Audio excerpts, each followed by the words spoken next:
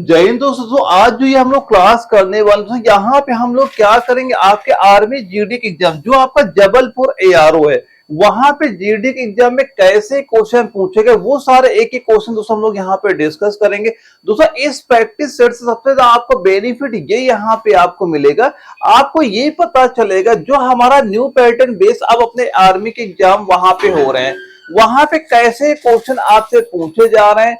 तो ये आपको सबसे यहाँ पे ये बेनिफिट मिलेगा आपको, ताकि आप उसी हिसाब से अपने एग्जाम की वहां पे तैयारी कर सके। फिर आपको यहाँ से ये तो क्लियर हो जाएगा भाई कि कितना हमारा क्वेश्चन हार्ड आता है, कितना नॉर्मल आता है, ताकि आप उसी अकॉर्डिंग तैयारी करें। और दोस्तों सबसे ज्यादा बेनिफिट ये भी आपको मिलेगा, क्योंकि जब भी आपका आर्मी के एग्जाम लगता है वहां पे आपके रिपीटेड क्वेश्चन बहुत ज्यादा पूछे जाते हैं। तो यहाँ पे मैं ये इनके आंसर दोस्तों आपको कराऊंगा साथ साथ में इनके मेन पॉइंट भी आपको वो बताऊंगा। अगर ये सारे आप तैयार करते हुए चलते हो, आपका जब भी पेपर लगेगा इसके बाहर कोई क्वेश्चन आपका नहीं जाएगा, लेकिन ये सारी चीजें आपकी कंप्लीट वहां पे होनी चाहिए। तो दोस्तों जो पहला क्वेश्चन था, इसमें हमसे एक चीज ये पूछी जा रही है, ये बताइए भारत के पड़ोसी देश, ये मतलब भारत पड़ोसी देश जो आपका अफगानिस्तान की राजधानी क्या है। जहां पे 4 ऑप्शन थे, काठमांडू, कंधार, काबुल, कराची। तो इसका राइट आंसर आप क्या कहोगे अगर आपके एग्जाम में ये क्वेश्चन आपका रिपीट यहाँ पे होता है? तो दोस्तों आप क्या कह दोगे, सीधा सीधा कहोगे काबुल। ऑप्शन सी हमारा बिल्कुल राइट आंसर आपका हो जाता है। अब इसके अलावा दोस्तों जो राजधानियां ऐसे देशों की जो अक्सर आपसे वहां पूछ ली जाती है, जैसे दोस्तों कभी अगर आपसे ये पूछ लिया जाए कि हमें अच्छा ये बताओ जो आपका नेपाल देश होता है, नेपाल देश की राजधानी बताइए क्या होती है, या ये बताओ जो आपका जापान देश होता है यहाँ की राजधानी क्या है, एक ये बताओ जो आपका ईरान देश है यहाँ की राजधानी क्या हो जाएगी, और एक बताइए जो आपका चीन देश होता है यहाँ की राजधानी क्या है, एक बता दीजिए जो आपका मालदीव है, एक और ये बताइए मालदीव की राजधानी क्या हो जाएगी, एक और बताइए जो आपका सऊदी अरब है, सऊदी अरब है यहाँ की राजधानी बता दीजिए क्या आपकी हो जाएगी। ये दोस्तों आपके वो कंट्री है जहां की अक्सर आपकी राजधानियां वहां से पूछ ली जाती हैं। तो एक एक करके हम लोग ये सारे नाम याद करेंगे। अगर जो नाम आपको पता है बहुत अच्छी बात है, किसी देश की अगर राजधानी नहीं पता वो पॉइंट जरूर आप यहाँ पे नोट करिएगा।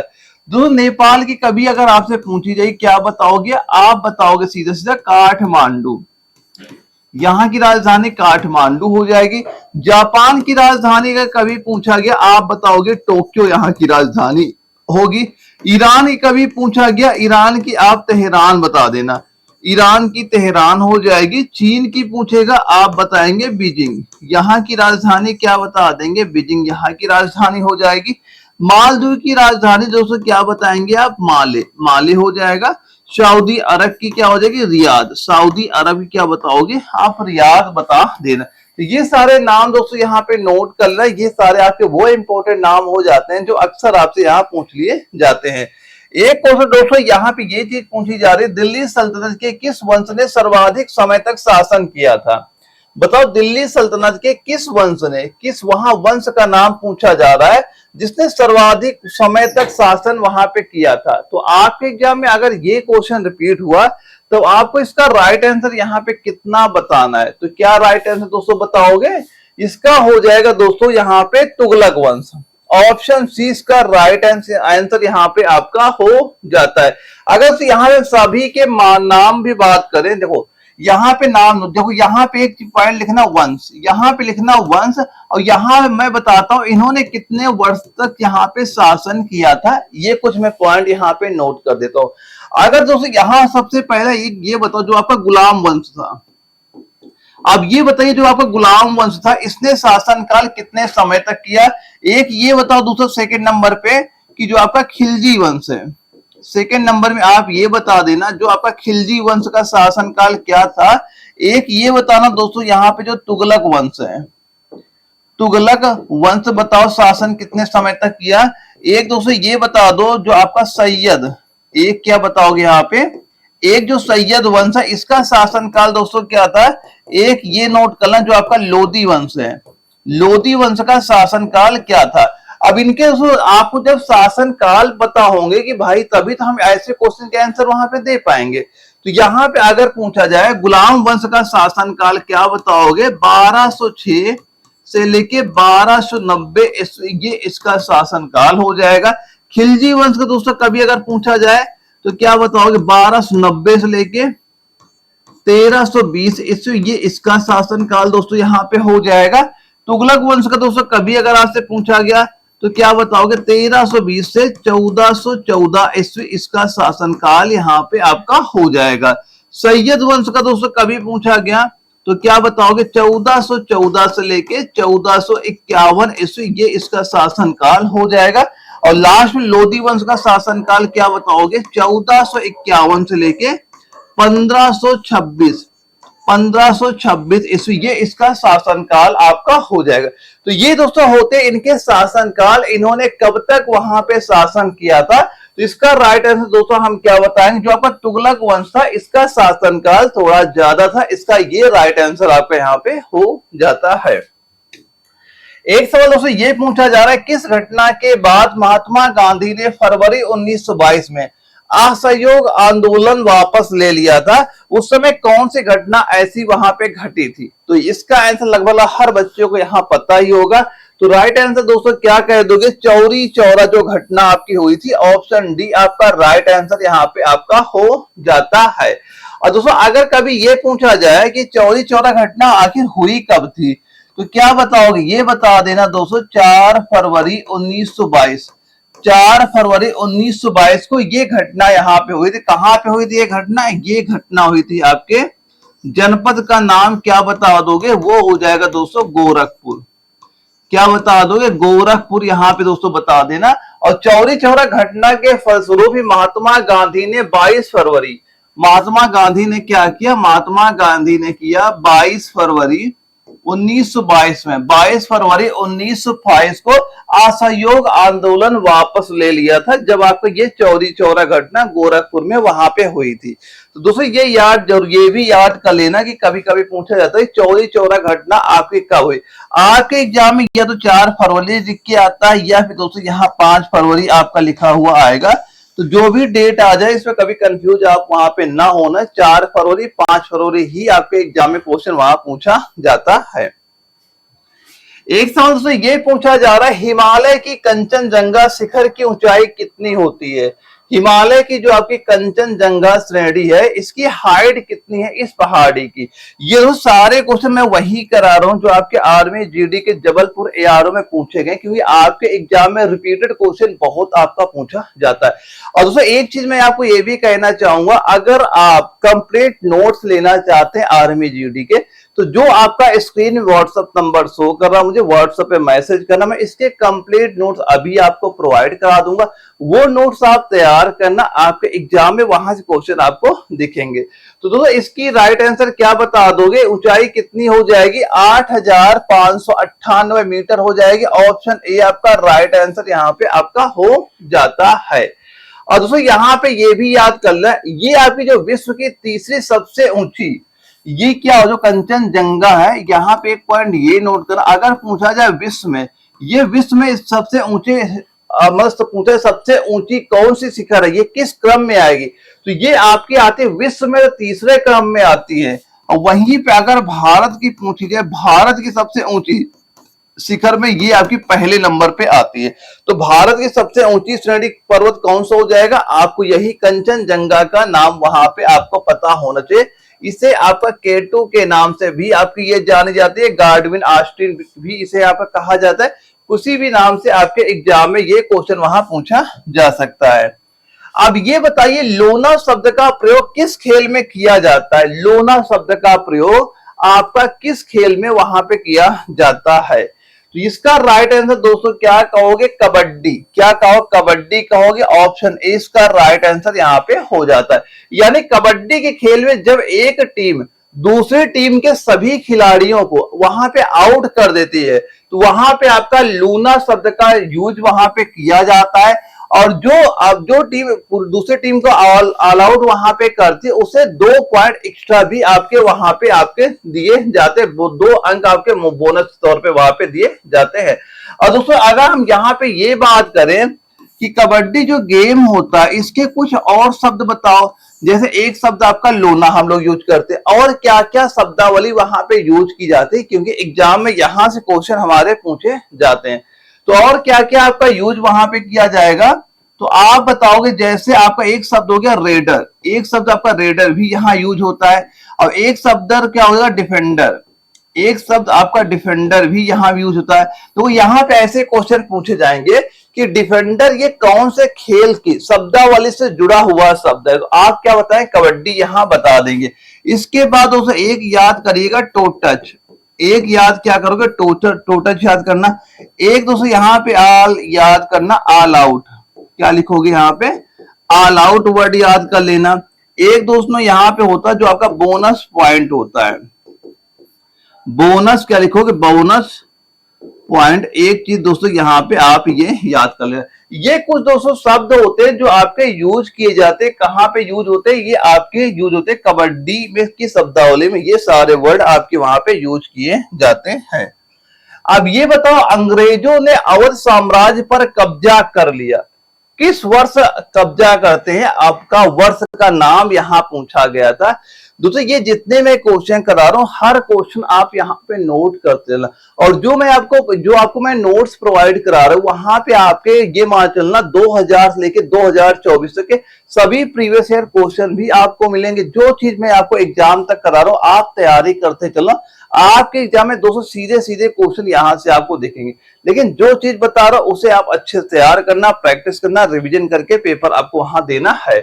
इसका राइट आंसर दोस्तों क्या बताओगे, 1856 ऑप्शन ए इसका दोस्तों राइट आंसर यहाँ पे हो जाता है। यानी अंग्रेजों ने अवध पर क्या आरोप लगाया था, आरोप यहाँ पे लगाया था कुशासन का। कैसा आरोप लगाया था, कुशासन का आरोप यहाँ पे लगाया था। और वर्ष 1856 ईस्वी में ब्रिटिश साम्राज्य में मिला लिया था। और दोस्तों ब्रिटिश साम्राज्य में विलय के समय, अगर कभी ये पूछा जाए ब्रिटिश साम्राज्य में विलय के समय जो आपके अवध के नवाब, अवध के नवाब का अगर नाम आपसे पूछा जाए कि बताओ उस समय अवध के नवाब कौन थे, नवाब दोस्तों कौन हो जाएंगे, नाम बताना है आपको, वाजिद। नाम क्या बताओगे यहाँ पे, वाजिद अली शाह, वाजिद अली शाह। ये नाम आपको याद कर लेना कि जब अंग्रेजों ने अवध पर कब्जा करते हैं, तो जो आपका लखनऊ था वहां के नवाब कौन थे, अवध के नवाब कौन थे, वो हो जाएंगे वाजिद अली शाह का नाम आप यहाँ पे बता देंगे। एक सवाल दोस्तों ये पूछ रहा है कि निम्नलिखित में से कौन सी भारत की सबसे बड़ी प्रायद्वीपीय नदी है, भारत की पूछा गया सबसे बड़ी प्रायद्वीपीय नदी कौन सी है, गोदावरी, कावेरी, कृष्णा, महानदी। तो कौन सी नदी दोस्तों यहाँ पे हो जाएगा, किस नदी का नाम आप बताओगे, वो हो जाएगी दोस्तों, यहाँ पूछा जा रहा प्रायद्वीपीय वर्ड अगर लगा हुआ वहां पे, तो आपको आंसर देना है गोदावरी। ऑप्शन ए आपका राइट आंसर यहाँ पे आपका हो जाता है। और दोस्तों कभी अगर आपसे ये चीज पूछ लिया जाता है, इसी सवाल में एक लिखना कि आकार, अगर पूछा जाए आकार एवं विस्तार, अगर ये चीज लिखा जाए, आकार लिख के आता, आकार एवं विस्तार, आकार एवं विस्तार में बड़ी होने के कारण इसे दोस्तों क्या कहा जाता है, इसे दक्षिण भारत की, इसे दोस्तों क्या कहा जाता है, दक्षिण भारत की गंगा, दक्षिण भारत की गंगा भी कहा जाता है। तो अगर कभी ये पूछा गया दक्षिण भारत की गंगा कौन सी नदी को कहा जाता है, तब भी आप गोदावरी का नाम यहाँ पे बता देना। और दोस्तों ये भी याद कर लेना कि ये बताओ अच्छा गोदावरी नदी पर स्थित शहर कौन से हैं, जो आपकी गोदावरी नदी है उस नदी किनारे कौन कौन से शहर आपके वहां पे स्थित हैं। तो शहर क्या बताओगे दोस्तों, एक शहर आप लिखना क्या हो जाएगा, जैसे आपका औरंगाबाद, एक कौन शहर हो गया, आपने बताया औरंगाबाद, इसी नदी के किनारे आपका स्थित हो जाएगा। इसके बाद दोस्तों एक नोट करना निजामाबाद, एक क्या हो जाएगा आपका निजामाबाद, एक शहर आपका ये हो जाएगा जो आपका स्थित हो जाएगा। तीसरा शहर दोस्तों एक लिखना जो आपका नासिक शहर है, नासिक शहर भी इसी नदी किनारे स्थित है। और एक शहर दोस्तों क्या लिखोगे जो आपका राजमुंदरी है, क्या लिख लोगे यहाँ पे, राजमुंदरी शहर भी इसी नदी किनारे यहाँ पे स्थित आपकी हो जाएगी। और दोस्तों अगर ये पूछा जाए गोदावरी नदी की लंबाई कितनी, क्या बताओगे, 1465 किलोमीटर इस नदी की लंबाई आपकी हो जाती है। और एक पॉइंट यहाँ पे ये नोट कर लेना कि जो आपकी कावेरी नदी है इसे दक्षिण की गंगा कहते हैं। दो एक पॉइंट यहाँ ये लिख लेना, इंपॉर्टेंट आपका हो जाता है। कभी अगर आपसे ये जो यहाँ पे कावेरी वर्ड लिखा हुआ कावेरी, जो कावेरी, इसमें देखो कई सारा बच्चा कंफ्यूज होता है। तो यहाँ पे दोस्तों कावेरी नदी के बारे में एक पॉइंट ये नोट कर लें जो आपका इंपॉर्टेंट यहाँ पे हो जाता है। अगर कभी सीधा सीधा जो आपकी कावेरी नदी को ये लिख के आएगा क्या, दक्षिण की गंगा, कावेरी नदी को क्या लिखोगे यहाँ पे, कावेरी नदी में, ये इंपॉर्टेंट पॉइंट यहाँ पे हो जाता है कि इसे क्या बोलोगे, दक्षिण की गंगा, दक्षिण की गंगा। अगर दोस्तों कभी आपसे पूछा गया दक्षिण की गंगा, ये वर्ड पूरा लिखा हुआ, दक्षिण की गंगा कौन सी नदी कहते हैं, तो आप बताओगे कावेरी नदी, आपको यहाँ पे बता देना है। और यहाँ पे पूछा जाए भारत की गंगा, दक्षिण भारत की गंगा अगर पूछा जाए, दक्षिण भारत की गंगा, तो आप बताओ क्या बताओगे, आपको बताना गोदावरी। अगर केवल दक्षिण की गंगा लिखा है तो आप बताओ कावेरी, और दक्षिण भारत की गंगा का लिखा है तब बताना गोदावरी। ये दोनों चीजें आप अच्छे से नोट कर लेना, ये वर्ड आपके ऐसे वहां पे दिखेंगे, आप कंफ्यूज वहां पे नहीं होना। यहाँ भारत वर्ड लगा रहेगा, यहाँ भारत वर्ड यहाँ पे नहीं लगता है, और बच्चा कंफ्यूज हो गया, कई बार यहाँ पे इसके आंसर गलत भी किया है, और ये क्वेश्चन पेपर में पूछा भी जाता है आपका।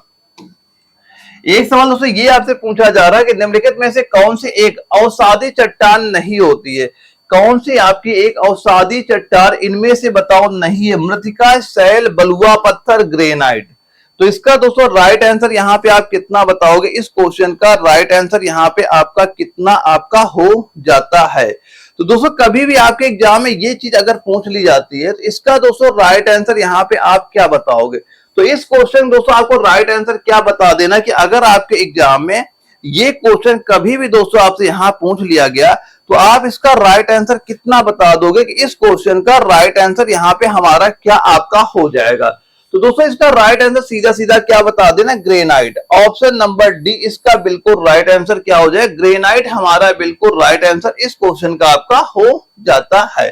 क्या बता दो, ग्रेनाइट हो जाएगा, क्योंकि दोस्तों जो आपका ग्रेनाइट होता है ये आपका एक आग्नेय चट्टान है। ये क्या हो जाएगी दोस्तों आपकी, ये दोस्तों आपकी क्या होती, एक आग्नेय, क्या लिखोगे, ये दोस्तों आपकी एक आग्नेय चट्टान, आग्नेय चट्टान है, आग्नेय चट्टान, ना कि ये अवसादी चट्टान। तो ग्रेनाइट आपको यहां से अलग आपका हो जाता है। और दोस्तों ये आपका जो आग्नेय, आपका आग्नेय वर्ड यहाँ पे लिखा हुआ है, और दोस्तों ये आपका आग्नेय चट्टानों का निर्माण क्या होता है, किससे होता है, आप बताओगे ज्वालामुखी। किससे होता है आपका, इसका निर्माण दोस्तों आपका होता है ज्वालामुखी से निकले, ज्वालामुखी से निकले जो मैग्मा निकलता है, निकले मैग्मा से, निकले मैग्मा से इसका दोस्तों इनका क्या होता है, आपका निर्माण यहाँ पे आपका होता है आपका। तो इसका राइट आंसर क्या बता दोगे, ऑप्शन नंबर डी ग्रेनाइट हमारा बिल्कुल राइट आंसर इस क्वेश्चन का यहाँ पे हो जाता है। एक सवाल दोस्तों ये पूछा गया था जबलपुर एआर में, ये सारे आपके वही क्वेश्चन है जो हमसे न्यू पैटर्न बेस्ड क्वेश्चन पूछे जाते हैं। इसकी मैं पीडीएफ भी आपको प्रोवाइड करा दूंगा, जो ये दोस्तों व्हाट्सएप नंबर शो कर रहा हूं, मुझे व्हाट्सएप पे मैसेज कर देना, आपका ग्रुप लिंक आ जाएगा, वहां इसकी कंप्लीट पीडीएफ भी आपको वहां मिल जाएगी। ये बताओ भारत की दूसरी पंचवर्षीय योजना पर केंद्रित थी, जो भारत की दूसरी पंचवर्षीय योजना पर केंद्रित थी, किस पे ये केंद्रित आपकी यहाँ पे हो जाएगी। तो इसका राइट आंसर दोस्तों क्या बता देना है, ये हो जाएगा त्वरित औद्योगिकीकरण। ऑप्शन बी इसका राइट आंसर यहाँ पे आपका हो जाता है। और दोस्तों जो आपकी ये दूसरी पंचवर्षीय योजना था, इसका कार्यकाल क्या हो जाएगा, आप बताओगे 1956 से लेके 1961, ये इसका दोस्तों कार्यकाल आपका हो जाता है।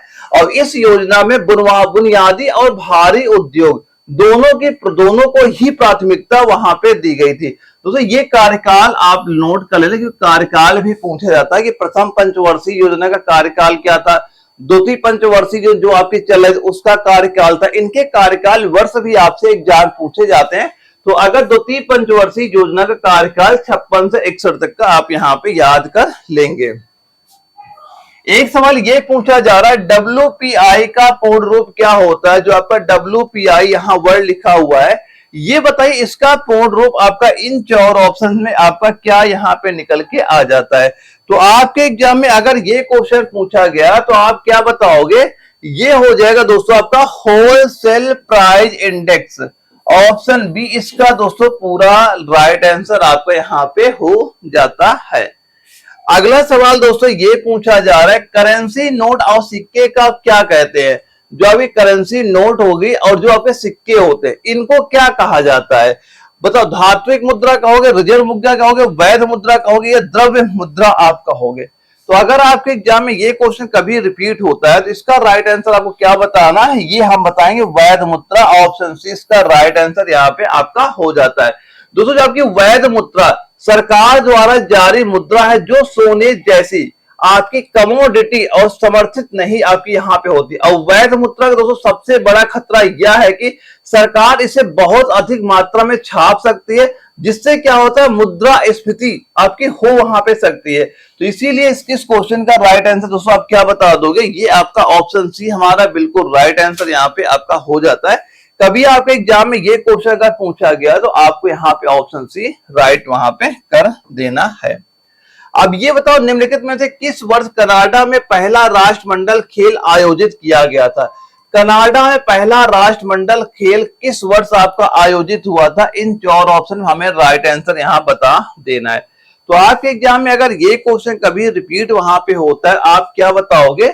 ये बताओगे 1930 में। ऑप्शन ए आपका राइट आंसर यहाँ पे आपका हो जाता है। और दोस्तों यहाँ पे ये जो राष्ट्रमंडल खेल यहाँ पे हुआ था, इसमें टोटल 11 देश ने पार्टिसिपेट वहां पे किया था। और इन 11 देशों के लगभग आपके 400 खिलाड़ी ने यहाँ पे भाग वहां पे आपका लिया गया था।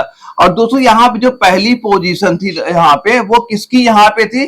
तो पहली पोजीशन दोस्तों किस देश की हो जाएगी? वो आपकी यहाँ पे इंग्लैंड की थी, क्योंकि इंग्लैंड ने क्या जीता था यहाँ पे? इंग्लैंड ने जीता था 25 गोल्ड। क्या जीते थे? 25 गोल्ड यहाँ पे जीते थे। और वहीं पे अगर ये देखा जाए टोटल जो इसके पास पदक की संख्या क्या थी, ये हो जाएगी आपकी 61 यहाँ पे हो जाती है। और दोस्तों सेकंड नंबर में कौन सा देश हो जाएगा? सेकंड नंबर में आपका जो मेजबान देश कनाडा था, ये सेकंड नंबर में था। अब इसके पास दोस्तों क्या थे? 20 गोल्ड। इसके पास क्या थे? आपके 20 गोल्ड थे। और वहीं पे अगर ये बात की जाए टोटल पदक कितने मिले थे, वो इसे 54 पदक टोटल यहाँ पे आपके दिए गए थे। तो इसका दोस्तों राइट आंसर क्या हो जाएगा? ऑप्शन ए 1930 हमारा बिल्कुल राइट आंसर इस क्वेश्चन का आपका हो जाता है। अब ये बताओ, निम्नलिखित में से कौन सा हिंदू त्योहार हिंदू कैलेंडर के अंतिम महीने में, हिंदू कैलेंडर के अंतिम महीने में आपका ये मनाया जाएगा? होली होगा, दिवाली, रक्षाबंधन, मकर संक्रांति। तो इसका राइट आंसर आप बताइए, क्या आप यहां बताओगे? अगर आपके एग्जाम में क्वेश्चन पूछा जाता है तो आप क्या बताओगे? होली आपका राइट आंसर हो जाएगा। ऑप्शन ए आपका राइट आंसर यहाँ पे आपका हो जाता है। और होली दोस्तों कब मनाया जाता है? ये आपका जो फागुन मास होता है, कौन सा अंतिम माह जो आपका फागुन मास होता है, कौन से कैलेंडर में? जो आपका हिंदू कैलेंडर में जो आखिरी माह आपका फागुन होता है, उस महीने में आपका ये वहां मनाया जाता है। और दोस्तों जो आपका ये होली का त्योहार होता है, ये रंगों का त्योहार है, ये सभी जानते हैं। और ये बसंत का त्योहार नाम से भी आपका जाना जाता है। जो आपका होली त्योहार है, एक चीज ये भी लिख लेना, इसे आपका वसंत का त्योहार, वसंत का त्योहार के नाम से दोस्तों ये आपका जाना भी वहां पे जाता है।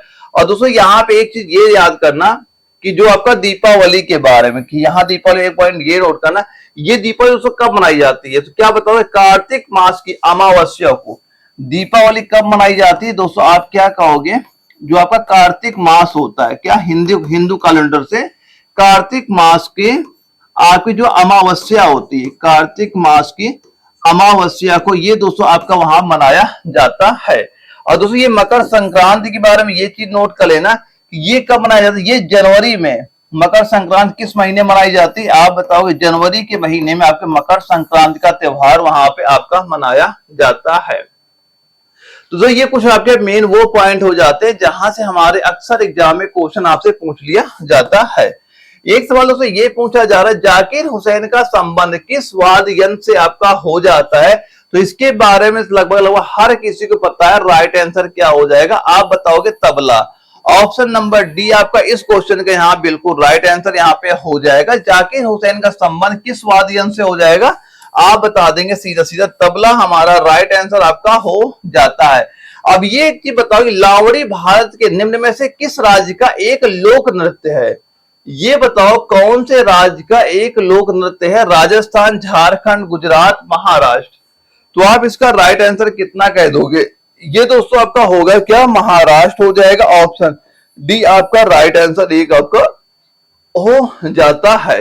और दोस्तों ये जो आपका लावणी त्योहार यहाँ पे होता है ना दोस्तों, ये आपका दो तरह का होता है। दो तरह कैसा होता है? एक दोस्तों क्या बोलते हैं, एक यहाँ पे आपका निर्गुड़ी होता है, एक क्या होता है आपका निर्गुड़ी, निर्गुड़ी होता है। एक दूसरा क्या होता है आपका होता है श्रृंगारी। दूसरा क्या हो जाएगा दोस्तों आपका श्रृंगारी यहाँ पे आपका हो जाता है। तो ये आपका लावणी का इस दो पार्ट में आपका डिवाइड भी वहां पे होता है, एक निर्गुड़ी एक श्रृंगारी आपका हो जाता है। दोस्तों जो आपका निर्गुड़ी होता है, निर्गुड़ी लावड़ी में अध्यात्म की ओर झुकाव होता है, और जब कि आपका जो श्रृंगारी होता है, श्रृंगारी जो आपका लावड़ी होता है, ये श्रृंगार रस में डूबा हुआ आपका यहाँ पे होता है। तो ये आपका किस राज्य में मनाया जाता है? आप बताओगे महाराष्ट्र में ये आपका मनाया जाता है। अब इसके बाद तो हमारे साइंस के क्वेश्चन आपके स्टार्ट हो जाते हैं, और टोटल आपके 15 क्वेश्चन भी हमारे साइंस के वहां पे आते हैं। अब एक एक करके दोस्तों हम लोग सारे वो क्वेश्चन डिस्कस कर लेते हैं जो हमारे एग्जाम में साइंस के वहां पूछे गए थे। अब इसमें दोस्तों एक चीज पूछी जा रही, यांत्रिक ऊर्जा, स्थितिज ऊर्जा और ऊर्जा का योग क्या कहलाता है? तो ये योग दोस्तों आपको क्या कहलाएगा, ये यहाँ पूछा जा रहा है कि गतिज होगा, गर्मी होगा, विद्युत होगा, रासायनिक होगा। तो ये क्या कहलाता है? अगर आपके एग्जाम में कभी भी ये चीज पूछी जाए, क्या बताओगे? गतिज ऊर्जा आप बताओगे। ऑप्शन ए आपका राइट आंसर दोस्तों यहाँ पे आपका हो जाता है। दोस्तों ये बताओ गतिज ऊर्जा क्या होती है? किसी वस्तु की गति के कारण जो ऊर्जा उत्पन्न होती है वो उसकी गतिज ऊर्जा होती है। और स्थितिज ऊर्जा क्या होती है? किसी वस्तु की अगर स्थिति के कारण जो ऊर्जा होती है वो आपकी स्थितिज ऊर्जा आपकी यहाँ पे होती है। और दोस्तों एक चीज ये एग्जाम में कई बार क्वेश्चन आपको पूछा जा चुका है कि ये बताओ अगर यहाँ पे दोस्तों ये मानो कोई पहाड़ी है, अगर कोई दोस्तों यहाँ पे हम मानो कोई पहाड़ी हो गई या फिर, अब यहाँ पे दोस्तों यहाँ से जो आपका जल गिरता है, अब मानो इस पहाड़ी से कोई आपका जल नीचे गिर रहा है, जैसे आप देखो जो आपके जल प्रपात होते हैं, यहाँ पे दोस्तों ये क्वेश्चन पूछी जाती है कि ये जो आपका जल गिरता है इसमें कौन सी ऊर्जा होती है? गतिज है, स्थितिज है, या दोनों है? तो यहाँ पे हमेशा एक चीज ये याद करना, इसमें क्या होता है? गतिज और स्थितिज दोनों ऊर्जाएं आपकी वहां पे होती हैं। ये हमेशा चीज याद करना, एग्जाम में कई बार क्वेश्चन पूछा गया कि जो जल प्रपात होते हैं उनमें कौन सी ऊर्जा होती है उनके जल में, गिरते हुए जल में? तो क्या बताओगे? गतिज और स्थितिज दोनों ऊर्जाएं आपकी वहां पे होती है। तो ये चीज अच्छे से याद कर लीजिएगा। अब ये बताओ एक प्रतिरोधक में जब प्रतिरोध को दोगुना कर दिया जाता है तो धारा का क्या, धारा में क्या प्रभाव पड़ेगा? ये चीज यहाँ पूछी जा रही है। और ये चार ऑप्शन दोस्तों आपके यहाँ पे दिए गए थे। ये आपका जबलपुर एआरओ में सीधे सीधे क्वेश्चन हमारे पेपर में पूछा गया था। तो दो इसका राइट आंसर दोस्तों क्या बताओ? दो ये बताओ फॉर्मूला क्या होता है? एक फॉर्मूला दोस्तों आपका होता है V बराबर आपका IR होता है, यहाँ पे ये फॉर्मूला होता है आपका। देखो यहाँ पे क्या पूछा जा रहा है, तो ये बताओ धारा का क्या होगा?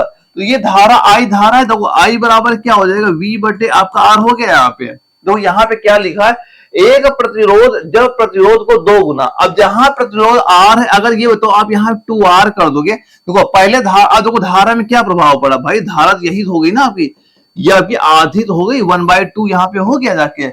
यहाँ पे आप इसका राइट आंसर क्या कह दोगे? धारा आधी हो जाती है। धारा क्या बताओगे? आधी हो जाएगी। ऑप्शन बी आपका राइट आंसर। अगर प्रतिरोध आप दो गुना कर दोगे भाई, धारा आप सीधा सीधा देख रहे हो 1/2 हो गया, यानी वो धारा आपकी आधी हो गई। तो आप राइट आंसर क्या बताओगे? धारा आपकी आधी यहाँ पे आपकी हो जाती है।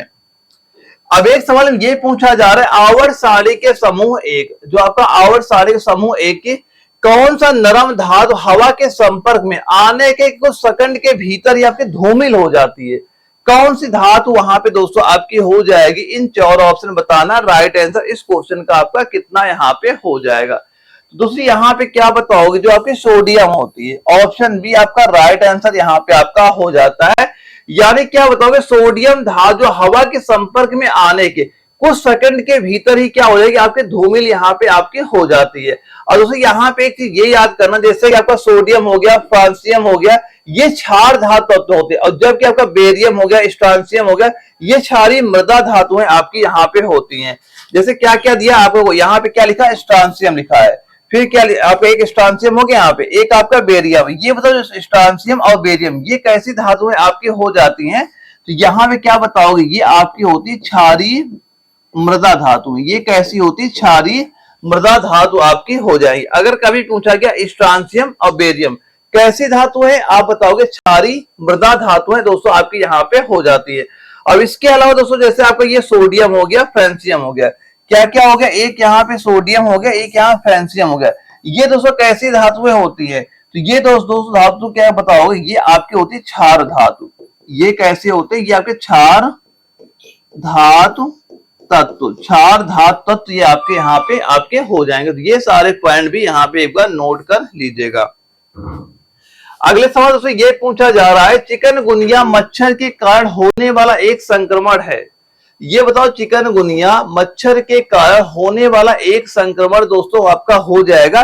तो आप बताइएगा इसका राइट आंसर इस क्वेश्चन का कितना आप बताओगे। ये होगा दोस्तों एडीज, ऑप्शन सी इसका बिल्कुल राइट आंसर दोस्तों यहाँ पे आपका हो जाएगा। क्योंकि दोस्तों आपका एडीज मच्छर जो आपका चिकनगुनिया होता है, ये आपका एडीज मच्छर के कारण ही आपका फैलता है। अभी इसके ये कारण रीजन क्या होता है दोस्तों, आपका वायरस। ये क्या होता है, इसका रीजन दोस्तों आपका क्या होता है, इसके वायरस के द्वारा ही आपका ये वहां फैलता है। और दोस्तों ये भी याद करना, जो आपका डेंगू बुखार हो गया, चिकनगुनिया की जगह अगर आपसे ये भी पूछ लेता जो आपका डेंगू हो गया, जो आपका क्या हो गया, आप क्या बताओगे यहाँ पे, जो आप एक नोट करना, जैसे आपका चिकनगुनिया होता है वैसे ही दोस्तों आपका जो डेंगू होता है, अगर ये पूछा जाए डेंगू भी जो होता है ये भी आपका वायरस जनित रोग आपका हो जाता है। अब इसका भी वाहक मच्छर आपका एडीज ही होता है। अगर पूछा जाए जो आपका एडीज होता है ये कौन से बीमारी का वाहक मच्छर होता है, आपका एक डेंगू बताओगे, एक आपका चिकनगुनिया यहाँ पे आपका हो जाता है। ये दोस्तों राइट आंसर इसके हो जाते हैं। और यहाँ पे एक चीज ये याद करना, अगर दोस्तों कभी आपसे ये पूछ लिया जाए कि ये बताओ जो आपका मलेरिया होता है, ये भी एग्जाम में क्वेश्चन आ चुका है, जो आपका मलेरिया होता है। अब ये बताओ जो आपका मलेरिया है ये किसके कारण से होता है, आप बताओगे, ये आपका प्रोटोजोआ, ये किसके कारण से होता है, आप बताओगे प्रोटोजोआ। प्रोटोजोआ से आपके होने वाली बीमारी आपकी ये हो जाती है। अब इसका जो मच्छर कौन से होता है, कौन से मच्छर के द्वारा होगा, तो मच्छर का नाम क्या बताओगे यहाँ पे, एनाफिलीज। मच्छर का नाम दोस्तों क्या बता दोगे यहाँ पे, एनाफिलीज मच्छर आपका यहाँ पे हो जाता है। जो इसका आपका क्या वाहक आपका यहाँ पे होता है, कौन सा हो जाएगा, जो आपको ये एनाफिलीज यहाँ पे दिया जा रहा है, ये इसका राइट आंसर हो जाएगा कि मलेरिया का आपका वाहक कौन सा मच्छर होता है, आप बताओगे एनाफिलीज मच्छर यहाँ पे हो जाता है। अब ये बताइए, अच्छा एक आंसर आप, अच्छा देखो यहाँ पे एक पॉइंट ये नोट कर लेना, जो क्योंकि यहाँ से कई बार देखा होगा कि वायरस से ये बताओ कौन कौन से डिसीज होती है, कौन कौन सी बीमारी होती है। जो आपके तीन, वैसे आप कई सारे नाम जानते होंगे लेकिन तीन नाम उनमें और आप ये ऐड कर लेना। जैसे एक नोट कर लेना वायरस से, एक आपका जैसे एड्स हो गया, जो आपके एग्जाम में अक्सर क्वेश्चन पूछ लिए जाते हैं। एक आपका इन्फ्लुएंजा हो गया, एक नोट क्या करोगे यहाँ पे, आपका हो जाएगा इन्फ्लुएंजा। इन्फ्लुएंजा एक चीज ये यहाँ पे नोट कर लेना, क्या इन्फ्लुएंजा आपका हो जाएगा, ये नोट करना इन्फ्लुएंजा। ये जो आपके होते हैं, जो आपके एग्जाम में कई बार क्वेश्चन यहाँ से पूछे जाते हैं, पूरा लिख लेना है यहाँ पे। एक तो आपका एड्स ही यहाँ पे हो जाएगा, एक क्या लिखोगे यहाँ पे, इन्फ्लुएंजा, क्या लिख लोगे यहाँ पे, इन्फ्लुएंजा आपका हो जाएगा, जो आपका वायरस होता है। एक दोस्तों और नोट कर, जो आपका मिजल्स होता है, एक क्या लिख लोगे यहाँ पे, जो आपका मिजल्स होता है। इन्फ्लुएंजा हो गया, मिजल्स हो गया, एड्स हो गए, ये आपके वो होते हैं डिसीज हैं जो वायरस होते हैं, जो आपके अक्सर एग्जाम में ये वहां पे सीधे सीधे आपसे पूछ लिए जाते हैं। तो ये अच्छे से वहां पे तैयार कर लेना, क्योंकि आपके एग्जाम में ये क्वेश्चन कई बार वहां पूछे जा चुके हैं। इसके बाद एक सवाल में ये पूछा जा रहा है, निम्नलिखित में से कौन सा पादप कोशिका की एक विशेषता है, जहां पे ये 4 ऑप्शन आपके दिए गए थे। अब बताओ पादप कोशिका कौन सी एक विशेषता दोस्तों यहाँ पे आपकी हो जाएगी, तो आप क्या कहोगे, इनमें कोशिका भित्ति पाई जाती, ये इसकी विशेषता होती है। ऑप्शन डी आपका राइट आंसर यहाँ पे आपका हो जाता है। तो इसकी विशेषता दोस्तों कभी आपके एग्जाम में क्वेश्चन अगर ये पूछा गया, इसकी विशेषता क्या बताओगे, इनमें कोशिका भित्ति आपकी पाई जाती, ये आपकी एक विशेषता आपकी इस क्वेश्चन की यहाँ पे हो जाती है। एक सवाल दोस्तों ये पूछ रहा है, यांत्रिक ऊर्जा गतिज ऊर्जा बराबर, यांत्रिक ऊर्जा गतिज ऊर्जा बराबर क्या आपकी यहाँ पे हो जाएगी। तो इसका राइट आंसर क्या बताओगे, इन 4 ऑप्शन में क्या आपका हो जाएगा। तो आप क्या कहोगे, यानी कि ऑप्शन नंबर जो बी, स्थितिज ऊर्जा आपका बिल्कुल राइट आंसर यहाँ पे आपका हो जाता है। यानी कि यांत्रिक ऊर्जा किसी वस्तु की गति या उसकी स्थिति से संबंधित ही आपकी यहाँ पे होती है। और यांत्रिक ऊर्जा जो आपकी गतिज ऊर्जा ये बराबर क्या हो जाएगी, ये आपकी स्थितिज ऊर्जा के बराबर आपकी यहाँ पे हो जाती है। तो ये हर क्वेश्चन आप यहाँ पे नोट जरूर करते चलना, ये आपके वो क्वेश्चन जो आपके एग्जाम में वहां पूछे जा रहे हैं। एक सवाल दोस्तों ये आपसे पूछा जा रहा है, मेंडलेव की आवर्त सारणी में तालिका निकल से पहले दिखाई देती है। मेंडलेव की आवर्त सारणी में तालिका निकल से, जो आपका एक निकल होता है इसमें से पहले कौन आपका दिखाई पड़ता है। तो कभी आपके एग्जाम में ये क्वेश्चन अगर पूछा गया तो इसका ऑप्शन नंबर सी आपको दोस्तों यहाँ बिल्कुल राइट आंसर यहाँ पे आपको कर देना है। क्या करोगे, ऑप्शन नंबर सी इसका बिल्कुल राइट आंसर दोस्तों हमारा यहाँ पे आपका हो जाता है। अब एक चीज ये बताओ, सोडियम बाइकार्बोनेट और एक दुर्लभ खाद्य अम्ल की जो आपका मिश्रण होता है, ये मिश्रण क्या कहलाता है, बेकिंग सोडा, धावन सोडा, बेकिंग सोडा या ब्लीचिंग पाउडर। तो इसका राइट आंसर दोस्तों आप क्या बताओगे अगर आपके एग्जाम में आया तो यहाँ बता दो, बेकिंग सोडा को 2 बार यहाँ पे लिख गया है, तो राइट आंसर क्या बताओगे, baking soda. Option number C इसका राइट आंसर यहाँ पे आपका हो जाता है। दोस्तों जो आपका ये बेकिंग सोडा, इसे आपका सोडियम बाइकार्बोनेट और ये आपका एक दुर्लभ खाद्य अम्ल भी आपका होता है। और आपने ये देखा होगा जो आपका सोडियम बाइकार्बोनेट को ही क्या कहते हैं, सोडियम हाइड्रोजन कार्बोनेट या बेकिंग सोडा के नाम से आपका ये जाना जाता है। और वहीं पे अगर ये बात की जाए इसका दोस्तों ये बता दो, रासायनिक सूत्र आपका यहाँ पे क्या हो जाएगा, तो क्या बताओगे, NaSCO3 दोस्तों इसका रासायनिक सूत्र आपका हो जाता है। और कभी दोस्तों ये पूछा जाए, अच्छा एक चीज ये बता दो, इनका उपयोग कहाँ पे आपका होता है, तो उपयोग क्या बताओगे दोस्तों, बताना कि दवा बनाने में। एक क्या बताओगे यहाँ पे, इसका प्रयोग होता है दवा बनाने में, इसका यूज किया जाता है। सेकेंड आप ये बनाना जो आपके अग्निशामक यंत्र हैं, क्या बताओगे यहाँ पे, अग्निशामक दोस्तों जो आपके यंत्र है वहां पे इसका यूज आपका किया जाता है। इसके बाद दोस्तों एक चीज ये नोट करना, जो आपकी पेट, जो हमारा पेट होता है, पेट की अम्लता को एक और नोट कर लेना कि जो आपके पेट होते हैं, पेट जो आपकी एसिडिटी होती है, अम्लता को दूर करने में भी इसका यूज किया जाता है। या जो पेट में हमारे एसिडिटी गैस बनती है उसकी अम्लता को दूर करने में भी इसका यूज वहां पे आपका किया जाता है। अब ये बताओ, बेकिंग पाउडर और का मिश्रण है, जो आपका बेकिंग पाउडर है किस किस का मिश्रण आपका है, ये बताइए किसका मिश्रण आपका ये हो जाएगा जो आपका बेकिंग पाउडर यहाँ पे होता है। तो कभी अगर आपके एग्जाम में ये क्वेश्चन वहां पे रिपीट होता है तो क्या बताओगे इसका right answer, sodium hydrogen carbonate और टार्ट्रिक अम्ल। ऑप्शन सी इसका बिल्कुल राइट आंसर यहाँ पे आपका हो जाता है। अब इसका दोस्तों मैंने रासायनिक सूत्र आपको बता ही दिया था, क्या था बेकिंग पाउडर का, ये आपका हो जाएगा दोस्तों आपका NaCO3। याद कर लेना, एग्जाम में ये रासायनिक सूत्र भी आपके पेपर में क्वेश्चन वहां पूछ लिए जाते हैं। अब एक सवाल दोस्तों ये आप पूछा गया था हमसे, ये बताओ किस कोशिकांग को कोशिका की आत्महत्या की थैली के रूप में जाना जाता है, केंद्रक होगा, सेंट्रोसोम होगा, माइटोकॉन्ड्रिया है या लाइसोसोम है। तो इसका राइट आंसर दोस्तों बताइए, इस क्वेश्चन का आपका राइट आंसर यहाँ पे कितना हो जाएगा, तो आप क्या बताओगे, लाइसोसोम बता देना। ऑप्शन डी आपका राइट आंसर यहाँ पे आपका हो जाता है, क्योंकि दोस्तों इसमें क्या होता है आपका हाइड्रोलिटिक एंजाइम पाए, क्या होते हैं, हाइड्रोलिटिक एंजाइम आपके पाए जाते हैं। और यहाँ पे ये याद करना जो आपका लाइसोसोम होता है, इसका अगर पीएच मान दोस्तों कभी आपसे पूछा जाए, क्या बताओगे, 4.5 से लेके 5% आपका होता है। तो पीएच मान दोस्तों इसका आप क्या बताओगे, पीएच मान कैसा रहेगा, ये आपका अम्लीय आपका कैसा हो जाएगा, अम्लीय आपका यहाँ पे हो जाता है। तो अगर ये दोस्तों आपका इंपॉर्टेंट क्वेश्चन भी आपका हो जाता है, ये पेपर में कई बार क्वेश्चन पूछा जा चुका है कि ये बताओ आत्महत्या की थैली हम किसे जानते हैं, आप बताओगे, लाइसोसोम का नाम आपको बता देना है वहां पे। एक सवाल दोस्तों ये आपसे पूछा जा रहा है, निम्न में से किस प्राणी ऊतक में चपटी कोशिकाएं होती हैं, जो आपकी चपटी कोशिकाएं कहां पे आपकी होती है, ये चीजें पूछी जा रही है। तो क्या बताओगे राइट आंसर, निम्न में से किस प्राणी ऊतक में आपकी जो चपटी कोशिकाएं होती हैं।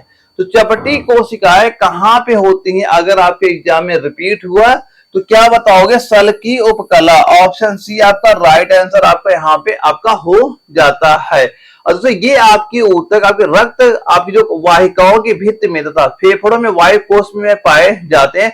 और ये आपके दोस्तों विसरण सीमा को क्या करते हैं, विसरण सीमा की कार्य वहां पे आपकी ये करती हैं। तो क्या राइट आंसर बताओगे, सल की उपकला आपका राइट आंसर यहाँ पे हो जाता है। अब ये बताना अच्छा, जो आपका लार एमाइलेज के पाचन में मदद करता है। ये हर क्वेश्चन आपके जबलपुर एआरएम में वो चीजें हैं जो आपके एग्जाम में रिपीट हुआ करते हैं। सारे पॉइंट अच्छे से आप यहाँ पे नोट जरूर कर लेना। तो बताओ लार एमाइलाइज, जो आपका लार एमाइलेज है, ये किसके पाचन में आपका मदद करता है, किसके पाचन में मदद करेगा, तो क्या बताओगे यहाँ पे, ये होता है स्टार्च के पाचन में आपका ये मदद वहां पे करता है। जो कि आपका जो स्टार्च होता है, स्टार्च को ये माल्टोज और आपका डेक्सट्रिन में तोड़ देता है, और जिससे भोजन का पाचन हमारे पेट पहुंचने से पहले मुंह के अंदर आपका होना स्टार्ट वहां पे हो जाता है। तो राइट आंसर दोस्तों यहाँ पे क्या बता दोगे, स्टार्च, आपका ऑप्शन डी आपका राइट आंसर यहाँ पे हो जाता है। अब ये बताना, खुर वाले जानवरों को अमाशय का सबसे बड़ा हिस्सा कौन सा होता है, जो खुर वाले जानवर जैसे गाय हो गया, भैंस हो गया। अब यहाँ पे ये हमसे पूछा जा रहा है, ये बताओ अमाशय का सबसे जो बड़ा हिस्सा कौन सा होता है, कौन सा हो जाएगा, इसे दोस्तों आपका रूमेन कहते हैं। क्या कहते हैं, रूमेन आपका यहाँ पे कहा जाता है। रूमेन दोस्तों आपका जो अमाशय का पहला भाग ही होता है, इसे प्रथम पेट भी कहा जाता है। और दोस्तों यहाँ पे जो आपका रोमंथक होता है, जो आपके जुगाली करने वाले या खुरदार स्तनधारी होते हैं, जो रूमेल में क्या करते हैं, अपना भोजन नरम करते हैं और फिर जुगाली करके भी क्या करते हैं, अपने भोजन का पाचन वहां पे करते हैं। तो इसका राइट आंसर क्या बता दोगे आप, रूमेन इसका राइट आंसर यहाँ पे आपका हो जाता है। अब ये बताओ, हेनरी बैकुरल ने निम्नलिखित में से किसकी खोज की थी, जो एक वैज्ञानिक थे हेनरी बैकुरल। अब ये बताओ, इन चार ऑप्शन में से किसकी खोज इन्होंने वहां पे की थी। तो इसका राइट आंसर दोस्तों क्या बताओगे, रेडियोधर्मिता की, ऑप्शन नंबर बी इसका बिल्कुल राइट आंसर यहाँ पे आपका हो जाता है। और दोस्तों यहाँ पे ये चीज ये ध्यान रखना, जो आपके हेनरी बैकुरल थे, इन्हें आपका 1903 में कौन सा पुरस्कार दिया गया, इन्हें भौतिकी का नोबेल पुरस्कार, इन्हें भौतिकी का नोबेल पुरस्कार भी यहाँ पे दिया गया था। एक चीज ये भी इनका याद कर लीजिएगा। अगला सवाल दोस्तों ये पूछा जा रहा है, जब प्रकाश विरल माध्यम से सघन माध्यम में प्रवेश करती है तो क्या होता है। यानी दोस्तों ये मान चलना, अगर ऐसे कोई प्रकाश यहाँ पे आ रही है, यानी जब प्रकाश आपका विरल माध्यम से, ये आपका विरल माध्यम हो गया, ये सघन माध्यम, ये आपका सघन माध्यम, ये हमने माना ये हमारा क्या हो गया, सघन माध्यम। अब इधर क्या दोस्तों आपका विरल माध्यम यहाँ पे आपका हो गया। अब ये चीज पूछी जा रही, प्रवेश करती है, इस पे क्या प्रभाव पड़ेगा प्रकाश पे, तो यहाँ पे क्या बताओगे, इसकी गति कम हो जाएगी। इसकी जो गति होगी, जो इसकी स्पीड दोस्तों आपकी होती है, ये क्या हो जाएगी, आपकी कमी यहाँ पे इसकी गति में आपकी आ जाती है। यानी जब प्रकाश विरल माध्यम से सघन माध्यम में आता है तो उसकी जो गति होती है वो क्या होती है, थोड़ी आपकी वहां पे कम आपकी हो जाती है। और दोस्तों यहां से हमारे 15 क्वेश्चन आपके मैथ के आते हैं, और मैथ आपकी बिल्कुल नॉर्मल आती है। अगर आपको बेसिक बहुत अच्छी है, कैलकुलेशन अच्छी है, जो आपके 15 क्वेश्चन मैथ के आते हैं, ये बड़ी आसानी सभी के आंसर यहाँ पे आप दे सकते हैं। जैसे कि आपको इस क्वेश्चन दिया जा रहा है, 4/11 और 16/33 का क्या महत्तम समापवर्तक हो गया। क्या लिखा गया है, 4/11 और लिखा गया 16/33 का महत्तम समापवर्तक बता दो। दोस्तों जब भी आपके भिन्न की आपके लासापा पूछे, मासापा पूछे, जब भी आपके एग्जाम में ये क्वेश्चन पूछा जाए, पूछा क्या जा रहा है, महत्तम समापवर्तक, जो भी आपका पूछा जाए वो आप ऊपर संख्या का लिख लो। अब ये बताओ, इसका मासा पूछा जा रहा है, तो ये बताओ जो आपका अंश होगा, जो आपका अंश होगा, इसका आपका क्या निकालना है, क्या निकालोगे इसका, यानी जो ऊपर संख्या दी जा रही इनका आपको निकालना एचसीएफ, क्योंकि हमसे महत्तम पूछा जा रहा है, इनका एचसीएफ क्या हो जाएगा, मासापा आपको निकालना आता है वहां पे, कि जो दोनों में कॉमन होता है वही हमारा मासापा होता है। दोनों केवल 4 ही कॉमन है, हमने क्या लिखा, ऊपर का मासापा हमारा 4 हो गया। अब ये बताओ, जो यहाँ हर लिखा है 11, यहाँ लिखा है, यहाँ 33 लिखा है, अब इन दोनों को क्या ले लोगे, जो दो ऊपर का आपको मासापा लेना, नीचे का आपको लासापा लेना है। तो 11 और 33 का लासापा दोस्तों कितना कह दोगे, ये आपका 33 क्या हो जाएगा, 11 और 33 का अब बताओ लासापा कितना हो जाएगा, इसका क्या बताओगे 33। लासापा कैसे निकालोगे, 11 33, पहले क्या हुआ, 11 से काटा 1 हुआ, ये आपका 3 हो गया, 3 से काटा यहाँ पे 1, यहाँ पे 1, इन दोनों गुणा आप करोगे, यहाँ पे 11 गुणे 3 क्या 33 हो गया। इसका क्या ले लिया आपने, लासापा 33। तो दोस्तों इसका राइट आंसर दोस्तों सीधा सीधा क्या क्या हो गया, इस क्वेश्चन का आपका एचसीएफ क्या हो जाएगा, मासापा आपका 4/33। यानी ऑप्शन क्या कौन सा राइट हो जाएगा, ऑप्शन नंबर ए हमारा बिल्कुल राइट आंसर यहाँ पे हो जाता है। अब एक सवाल दोस्तों ये आपसे पूछा जा रहा है, 10 किलोग्राम बेहतर किस्म वाले चावल में 5 किलोग्राम घटिया किस्म का चावल मिला दिया जाता है, तो बेहतर किस्म और घटिया किस्म वाले चावल की कीमतों में क्रमशः 85 और 46 है, तो मिश्रण का प्रति अब बताओ केजी औसत मूल्य यहाँ पे क्या आपका हो जाएगा। देखो क्या दिया जा रहा है, 10 किलोग्राम बेहतर, जो आपका अच्छा चावल है वो 10 किलोग्राम का, वो उसका रुपए कितना हुआ ये बताओ, कितने रुपए का हुआ अच्छा चावल, तो क्या बताओगे, 10 केजी चावल है, अब 1 केजी चावल कितने का है, यानी कि आपका बेहतर किस्म वाला आपका 85, तो आपने क्या किया 10 गुणे 85 किया, इसका कितना निकल के आ गया, ये आपका 850 यहाँ पे निकल के आ गया। अब ये बताओ जो आपका घटिया किस्म का चावल है वो आपका 5 किलोग्राम है, 5 किलोग्राम, अब बताओ इसका रेट कितना आपका 46 है, 1 किलो का 46 है, टोटल कितने रुपए खरीदोगे आप यहाँ पे गुणा करो, ये आपका हो गया 230 यहाँ पे आपका हो गया। अब हमें ये बताओ अगर हम इन दोनों चावलों को, यहाँ का कुल चावल कितना हो गया, ये 10 किलो 5 किलो, कुल चावल तो हमारा हो गया 15 केजी आपका हो गया, और कुल रुपए कितना हो गया, इन दोनों का जब यहाँ पे जोड़ोगे 850, एक लिखा 850 और 230, ये कितना हो गया आपका 1080 यहाँ पे हो गया। अब ये बताओ औसत बराबर क्या हो जाएगा, कुल योग बटे पदों संख्या, तो कुल योग हमारा कितना हो जाएगा 1080 यहाँ पे दिया जा रहा है, बटे संख्या कितने केजी चावल हो गया, 10 और 5 15 केजी चावल हो गया, 15 से आप यहाँ पे क्या किया इसे भाग कर दिया, कितना निकल के आ गया, ये निकल के आ गया 72 रुपए पर केजी यहाँ पे निकल के आ जाएगा। इनका औसत रुपए कितना निकल के आ जाएगा, औसत जो हम लोग यहाँ बाद सेल करोगे कितना निकल के आ जाएगा, ये निकल के दोस्तों आपका हो गया 72 रुपए पर केजी। ऑप्शन नंबर डी आपका बिल्कुल राइट आंसर यहाँ पे हमारा हो जाता है। एक सवाल ये पूछा जा रहा है, प्रथम 7 प्राकृतिक संख्याओं के वर्गों का औसत ज्ञात कीजिए, कितना आपको यहाँ पे हो जाएगा। तो दोस्तों इसका पर एक फार्मूला यहाँ हो, प्रथम क्या लिखा जा रहा है, प्रथम 7 प्राकृतिक संख्याओं का वर्गों का औसत, तो ये बताओ प्रथम 7 प्राकृतिक संख्या कौन सी हो जाएंगी, एक हो गया, 2 3 4 5 6, ये 7, ये आपका हो जाता है। अब ये बताओ एक फार्मूला याद करना है, प्रथम इन प्राकृतिक संख्याओं के वर्गों का क्या पूछा जा, औसत हमसे यहां दिया जा रहा है, ये बताओ औसत कितना आपका हो जाएगा। तो इसका दोस्तों क्या बताओगे राइट आंसर, पहले तो आप ये बता दो प्रथम 7 प्राकृतिक संख्याओं के वर्गों का पहले योग बता दो क्या होगा। तो योग का फार्मूला दोस्तों हमें क्या पता है, वो आपका होता है n+1 और 2n+1 और बाई 6, ये क्या हो जाएगा दोस्तों, ये हो जाएगा प्रथम 7 प्राकृतिक संख्याओं के वर्गों का, ये आपका ये उनके वर्गों का योग यहाँ पे निकल के आ जाएगा। तो यहाँ पे दोस्तों जहां पे n रखा हुआ है वहां पे क्या रख दो आप 7 रख दो, 7 की बात की जा रही है। तो क्या बताओ यहाँ पे कितना हो जाएगा आपको, यहाँ हो जाएगा 7, यहाँ पे क्या रख दो 7 + 1 क्या हो गया, आपका 8 हो गया, 7 दूनी 14, एक जोड़ो कितना हो गया, ये आपका 15 यहाँ पे हो गया, बटे क्या किया यहाँ पे 6 आप कर दोगे, काटो कितना जाएगा, 3 से काटा 3 दूना 6 और 3 पचे कितने बार जाएगा, 3 पचे 15 बार गया, 2 से काटा ये 4 हुआ, ये 5 चौको 20, 7 दूनी 14, ये कितना हो गया आपका 140, ये क्या निकल के आ गया, योग निकल के आ गया। यानी प्रथम 7 प्राकृतिक संख्याओं के वर्गों का योग आपका हो गया। अब ये तो औसत बराबर क्या हो जाएगा, औसत बराबर हो जाएगा हमारा कुल पदों का योग कितना है आपका 140 दिया गया है, बटे पदों की संख्या क्या दी जा रही है, पदों की संख्या क्या है 7 ही संख्याओं की बात हो रही है यहाँ पे, तो 7 से भाग करो कितना आ जाएगा, 7 दूनी 14, 20 यहाँ पे निकल के आ गया। तो इसका आप औसत कितना बता दोगे, इस क्वेश्चन का आप बता दोगे 20। ऑप्शन नंबर ए दोस्तों हमारा बिल्कुल राइट आंसर यहाँ पे आपका हो जाता है।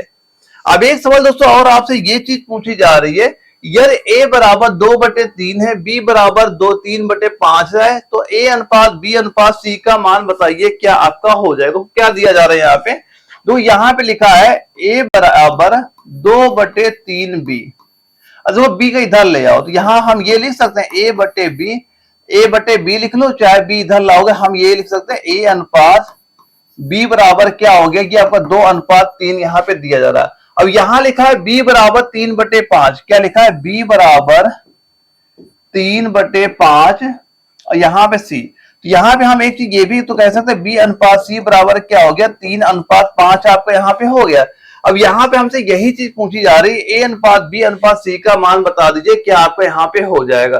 देखो यहाँ पे क्या लिखा आपका ए अनुपात बी, कितना मान इसका है 2:3, आप लिखा 2:3, ठीक है। फिर क्या लिखा है बी अनुपात सी, यहाँ पे क्या लिखा है आप बी अनुपात सी, तो बी अनुपात सी का मान क्या लिखा है ये आपका दिया था 3:5, ठीक है। देखो यहाँ पे हम ये देख रहे हैं जो आपका बी वाला है, अगर ये बी दोनों जगह सेम आपका हो गया, अगर ये आपका अलग होता हम इसे पहले बराबर करते, अब ये यहाँ पे सेम ही आपका दे दिया गया है, तो यहाँ पे आपका रेशियो क्या हो जाएगा सीधा 2:3:5, ये आपका रेशियो हो जाएगा। तो इसका सीधा सीधा राइट आंसर क्या बताओगे 2-3-5, यानी ऑप्शन नंबर ए इस क्वेश्चन का बिल्कुल राइट आंसर हमारा यहाँ पे आपका हो जाता है। एक सवाल दोस्तों ये पूछा जा रहा है कितने वर्षों में कोई धनराशि 30% वार्षिक साधारण ब्याज की दर पे वो स्वयं की आपकी 16 गुनी हो जाएगी, स्वयं की 16 गुनी आपकी हो जाएगी, ये चीज हमसे पूछी जा रही है। इसका राइट आंसर आप क्या बताओगे? तो यहाँ पे ध्यान से देखो, यहाँ पे हमने लिख दिया ब्याज, यहाँ पे हमने क्या लिखा ब्याज लिखा, यहाँ पे हमने लिखा गुना, कितनी गुना आपकी ये हो जाती है। अब ये बताओ, देखो क्या लिखा है कितने वर्षों में, हमसे क्या पूछा समय आपसे पूछा जा रहा है कितने वर्षों में कोई धनराशि 30% साधारण ब्याज की दर पे, हमें दर क्या दिया गया 30% ब्याज की दर पे स्वयं की 16 गुनी आपकी हो जाएगी। यानी कि अगर वो 1 रुपए है, अगर वो 16 गुनी आपकी यहाँ पे हो गई है तो ब्याज कितना मिला, आप कहोगे ब्याज आपको 15 रुपए मिलेगा यहाँ पे, यानी 1 रुपए ये आपका मान लिखा मूलधन आपका हो गया। 1 रुपए में ये अगर 16 गुना हुआ तो ब्याज हमें 15 मिला है। अब हमसे पूछ क्या रहा है समय बताओ, तो हमें एक सीख ये पता है आपको सिंपल इंटरेस्ट साधारण ब्याज बराबर क्या होता है मूलधन गुणे दर गुणे समय बटे 100, आपको यहाँ पे वो सारी चीजें हमें पता है। तो साधारण जहां ब्याज लिखा वहां पे हम कितना लिख देंगे, वहां आप लिख दोगे 15, तो यहाँ पे क्या लिखा आपने सीधा सीधा लिखा 15, मूलधन कितना 1 है, आर का मान दर का मान क्या दिया गया आपका 30% यहाँ पे दिया जा रहा है, और समय आपको निकालना है बटे यहाँ पे कर दिया आपने 100, 1 0 0 आपने काट दिया, 3 से काटा 3 बचे 15 हुआ, ये 10 से गुणा हो जाएगा, तो यहाँ पे कितना निकल के आ गया 50 वर्ष आपको यहाँ पे निकल के आ गया। तो राइट आंसर क्या बता दोगे 50 वर्ष आपको यहाँ पे हो जाएगा। ऑप्शन नंबर बी दोस्तों इस क्वेश्चन का बिल्कुल राइट आंसर हमारा यहाँ पे हो जाए। यही दोस्तों पैटर्न आपका होता है जो आपके जीडी के एग्जाम में जैसे क्वेश्चन पूछे जाते, यही पैटर्न आपका वहां पे होता है, ऐसे क्वेश्चन हमारे पेपर में वहां पूछे जाएंगे। अब एक सवाल ये पूछा जा रहा, दिनेश ने 300 प्रति दर्जन की दर से 12 सेब खरीदे, क्या लिखो 300 प्रति दर्जन, एक दर्जन आपका 300 रुपए का दिया जा रहा है, 12 सेब खरीदे और वह प्रत्येक सेब को 30 रुपए की दर से, क्या लिखा 30 रुपए की दर से वो बेचता है, तो दिनेश को कितने % का लाभ वहां पे होगा, ये चीज हमसे यहाँ पूछी जा रही। कैसे आप सॉल्व को ध्यान से देखना, तो यहाँ पे देखो एक चीज याद करना कि जो आपका एक दर्जन में क्या होता है 12 सेब ही तो आपके होते हैं, तो यहाँ पे हम ये कह सकते हैं उसने जो 12 सेब खरीदे, 12 सेब उसने 300 रुपए खरीदे हैं, तो ये बताओ एक सेब कितने रुपए को, अगर 12 सेब हमारे 300 रुपए के हैं तो आपका एक सेब कितने को हो जाएगा, एक सेब का आप बता दो क्रय मूल्य क्या हो जाएगा, ये हो गया 300 बटे आपका 12 यहाँ पे आपका हो गया। इसे सॉल्व किया ये कितना आपका हो जाएगा, आप बता दोगे 25 रुपए आपका यहाँ पे हो गया। अब ये बताओ, अब एक सेब का अगर हमें ये पता एक सेब का आपको जो क्रय मूल्य निकला ये निकल के आ गया 25 रुपए, और वहीं पे एक सेब का हमें विक्रय मूल्य क्या दिया गया, सेलिंग प्राइस क्या लिखा है 30 रुपए दिया गया है, तो यहाँ पे लिख दिया आपने 30। अब ये बताओ आप 25 रुपए में कोई सामान खरीदो, 30 रुपए का बेचो, कितने रुपए प्रॉफिट हुआ, आप कहोगे 5 रुपए का प्रॉफिट हुआ। अब ये बताओ परसेंटेज कितना प्रॉफिट हुआ, तो आप क्या बताओगे लाभ बटे क्रय मूल्य, लाभ कितना यहाँ पे आप बताओगे 5 रुपए का, 5 का, क्रय मूल्य कितना है आप बताओगे 25 के, यहाँ पे गुणे आप यहाँ पे 100 करोगे, तो 25 चौके 100 हुआ, 5 गुणे 4 कर दो, कितना हुआ 20% का हमें प्रॉफिट यहाँ पे आपका हो जाएगा। तो प्रॉफिट कितना दोस्तों आप बता दोगे, ऑप्शन नंबर बी यानी 20% का हमें लाभ होता है। ये आपका बिल्कुल राइट आंसर दोस्तों इस क्वेश्चन का यहाँ पे आपका हो जाता है। अब एक सवाल दोस्तों ये आपका पूछा जा रहा है, इसका बताइए राइट आंसर क्या हो जाएगा। 2022 में शहर ए की जनसंख्या अगर 62,500 थी और एक वर्ष बाद शहर ए की जनसंख्या बढ़कर 75,000 हो गई, तो जनसंख्या में बताओ परसेंटेज क्या बढ़ी, कितना परसेंटेज आपकी बढ़ी, ये चीज हमसे यहाँ पूछी जा रही है। तो इसका राइट आंसर दोस्तों आप कितना बताओगे अगर ये क्वेश्चन आपके पेपर में पूछा गया। देखो जो कितना बढ़ रहा है, यानी कि 62,500 जो संख्या पहले थी उसे आप नीचे लिख दोगे, 62,500 ये जनसंख्या आपकी यहाँ पे थी। अब ये मान लो बढ़ के कितनी होगी, 75,000 हो गई। तो कितनी आपकी बढ़ी, तो 75,000 में 62,500 आप जैसे ही माइनस करोगे ये निकल के आ गया 12,500। क्या हो गया 12,500। परसेंटेज के लिए क्या करो गुणे आप यहाँ पे 100 कर दोगे। अब देखो सॉल्व करो कितना आपका हो जाएगा, 2 0 0 जो कट गए हमारे 25 से काटा कितना आ गया, ये आपका हो गया 20%। तो यहाँ पे कितने परसेंटेज की वृद्धि हो रही है आप बताओगे, 20% की वृद्धि हो रही है। ऑप्शन नंबर डी दोस्तों इस क्वेश्चन का आपका बिल्कुल राइट आंसर यहाँ पे हो जाए। बस कैलकुलेशन अगर आपकी सही है तो बड़ी आसानी से आप इन सभी के सवाल के आंसर वहां पे आप दे सकते हैं। एक सवाल दोस्तों आपसे ये चीज यहाँ पूछी जा रही, बताइए इसका राइट आंसर यहाँ पे आपका कितना हो जाएगा। एक व्यक्ति 2,860 में एक पुस्तक बेचने पर 35% का हानि होती है, तो 20% का लाभ अर्जित करने के लिए उस पुस्तक को किस मूल्य पर बेचना चाहिए। देखो कैसे सॉल्व, बिल्कुल इजी है। देखो यहाँ पे क्या लिखा 2,860, आपने लिखा 2,860, यहाँ पे हमने लिखा जब हम 2,860 में एक पुस्तक बेचा हमें 35% का हानि होता है। ये बताओ हानि हुआ, हमने बेचा कितने का, 65 का बेचोगे भाई, हानि हो रही है। अब ये बताओ अगर हमें इसी का 20% का प्रॉफिट लेना तो हम कितने का बेचेंगे, आप बेचोगे 120 का। ये चीज ध्यान से देखना कैसे हमने लिखा है। वैसे ये अगर मैं बेसिक एक एक पॉइंट लिखूंगा बहुत लंबा सवाल ही जाता है। बस आप ये बताओ इतने का बेचा 35 का हानि हुआ, तो आप 100 में 35 माइनस किया 65 आपका यहाँ पे हो गया, ठीक है। अब हमें लेना है क्या 20% प्रॉफिट लेना, 100 में 20 जोड़ा आपका 120 हो गया। अब इसे सॉल्व कर लो, आपका आंसर यहाँ पे आपका हो जाएगा। इसे सॉल्व करेंगे कितना आपका निकल के आ जाएगा, ये आपका हो जाएगा दोस्तों 5,280। इसको कैलकुलेशन करोगे कितना हो जाएगा 5,280 आपका हो जाएगा। तो इसका राइट आंसर दोस्तों क्या बता दोगे, ऑप्शन नंबर डी इस क्वेश्चन का बिल्कुल राइट आंसर हमारा यहाँ पे आपका हो जाता है। एक सवाल से ये आपसे पूछा गया, दो संख्याएं 49:64 के अनुपात में है, यह दोनों संख्याओं में 10 की वृद्धि की जाती है, तो उनका अनुपात दोस्तों आपका 54:69 हो जाता है। तो दोनों संख्याओं के बीच में अंतर बताओ कितना, दोनों संख्याओं के बीच का अंतर डिफरेंट कितना, वहां पे कैसे सॉल्व को ध्यान से देखना। कुछ नहीं, बस केवल लैंग्वेज आपको ऐसी लग रही है, लेकिन इस सवाल में है कुछ नहीं, वहां पे बड़ी आसानी से आप इसका आंसर वहां पे निकाल के रख सकते। कैसे निकालोगे ध्यान देखना। यहाँ पहले अनुपात दिया गया आपको 49:64, ये चीज दोस्तों आपको दी जा रही है सीरियसली। क्या दिया गया 49:64 के अनुपात में यह दोनों संख्याओं में 10 की वृद्धि की जाती है। अगर दोनों में हम 10 की वृद्धि कर दें तो उनका अब अनुपात क्या हो गया 54:69। अब क्या हो गया 54:69 आपका हो। तो ऐसे सवाल दोस्तों जब भी आते हैं सबसे पहले क्या करें, इनका डिफरेंस देखो, इनमें अंतर क्या बराबर है कि नहीं है। इनका अंतर यहाँ पे आप देखा 15 का अंतर आ रहा है, यहाँ भी हमने देखा 15 का अंतर आपका आ गया। अब यहाँ पे अगर अंतर बराबर ना होता तो पहले हम क्या करते, दोनों का एलसीएम लेके इनके अंतर का एलसीएम लेते, फिर उसे गुणा करके इनका हम अंतर वहां बराबर कर लेते। अब अगर अंतर दोनों बराबर, देखो अब देखो यहाँ पे कितना 49 ही आपका 56 हुआ, क्या हुआ,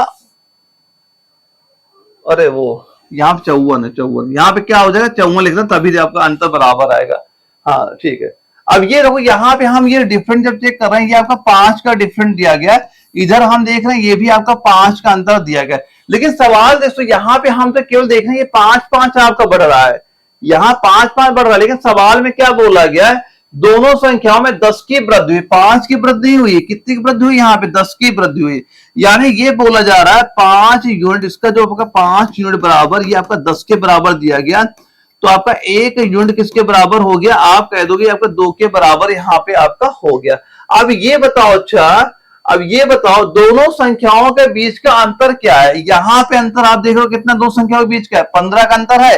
तो अगर 1 बराबर 2 के है तो 15 बराबर क्या हो जाएगा, आप करोगे 15 गुणे 2, ये हो जाएगा 30 के बराबर दोस्तों आपका हो जाएगा। तो किसके बराबर कह दोगे, ऑप्शन नंबर बी दोस्तों इसका बिल्कुल राइट आंसर हमारा इस क्वेश्चन का आपका यहाँ पे हो जाता है। एक सवाल दोस्तों, अगला सवाल ये पूछा जा रहा है, टीना और सीना की आय जो आपके 2:3 के अनुपात में है और उनका व्यय जो है ये आपका 3:5 के अनुपात में है। यदि प्रत्येक आपका 1000 की बचत करता है तो टीना की आय बता दो कितना यहाँ पे हो जाएगा। तो कैसे आप इसे सॉल्व करोगे, ध्यान से यहाँ पे देखिएगा। यहाँ भी बात हो रही है, एक बार लिखा जा रहा है टीना का नाम लिखा, एक जगह हमने लिखा सीना का, एक जगह लिखा सीना का। अब ये बताओ यहाँ पे हमने लिख दिया आय, इनकी आय क्या क्या है, आय क्या दी जा रही है, एक इनकी आय का डिफरेंट है वो अनुपात है 2:3, आय का अनुपात 2:3 के अनुपात में और उनका जो व्यय का अनुपात है 3:5। तो यहाँ पे हमने लिख दिया इनका जो आपका व्यय का अनुपात क्या दिया जा रहा है, ये है 3:5 का। अब तो यहाँ पे दोनों की ये भी बात बोलेगी, इनकी जो आपकी बचत है, दोनों की बचत क्या दी गई, 1,000 ये बचत वहां पे करते, 1,000 की बचत यहाँ पे ये करते हैं। अब देखो कभी अगर आपके एग्जाम में ये सवाल पूछा जाए कैसे सॉल्व करोगे, तो सिंपल से क्या करना है, यहां पहले इन दोनों को गुणा करके इनका अंतर लो, 3 तरह का 9, 5 दूना 10, 10 और 9 का एक अंतर क्या कितना, एक आपका हो गया।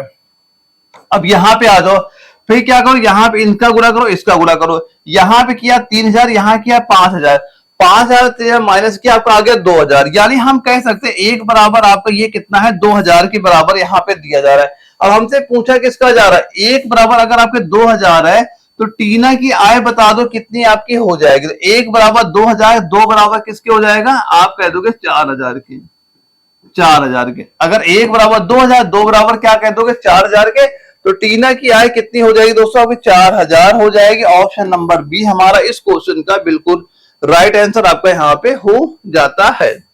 अगला सवाल दोस्तों ये आपसे पूछा जा रहा है, एक संख्या में 18% की कमी की जाती है और परिणामी संख्या में आपका 50% की कमी की जाती है, तो संख्या में होने वाले कुल कमी का परसेंटेज भाई बता दो कितना हो जाएगा। नो कुछ नहीं है, बस केवल लैंग्वेज यहाँ पे दी जा रही है, कैसे सॉल्व करोगे। यहाँ पे हमने माना यहाँ पे टोटल का पहली संख्या 100 थी आपकी, एक संख्या में 18% की कमी। अब ये बताओ 100 में आपने 18 कम कर दिया, 18% जैसे आप कम करो कितना हो गया, ये आपका हो गया 82 आपका यहाँ पे हो गया। अब ये फिर बोला गया परिणामी संख्या में फिर 50%, यानी जो परिणामी संख्या ये निकल के आई है, इसमें फिर आपका जब ये माइनस का 50% आपका कर दिया गया, अब ये कितना हो जाएगा, इसका आधा ही हो जाएगा दोस्तों, पूरा 41 आपका हो गया। अब ये बोलो पूछा जा रहा है, तो हमें ये बताओ अच्छा संख्या में होने वाला कुल कमी का परसेंटेज कितना है। कोई संख्या 100 से आपकी अगर ये 41 हो गई, कितना कमी हो रहा है, तो हम बता रहे हैं भाई 51% की टोटल आपकी कमी यहाँ पे देखने को आपको मिल रही है। तो कितनी कमी आपकी हो रही है, 59% की कमी हो जा रही है। इसका राइट आंसर क्या बता दोगे, ऑप्शन नंबर डी इस क्वेश्चन का बिल्कुल राइट आंसर हमारा ये हो जाता है। अब एक सवाल दोस्तों ये आपका पूछा जा रहा है, चाल और दूरी का 120 मीटर लंबी एक रेलगाड़ी 60 किलोमीटर प्रति घंटा की चाल से चलते हुए एक पुल को 18 सेकंड में पार करती है, तो हमें ये बताओ पुल की लंबाई ज्ञात कीजिए कितनी आपकी हो जाती है। पुल की लंबाई बताओ क्या आपकी यहाँ पे हो जाएगी।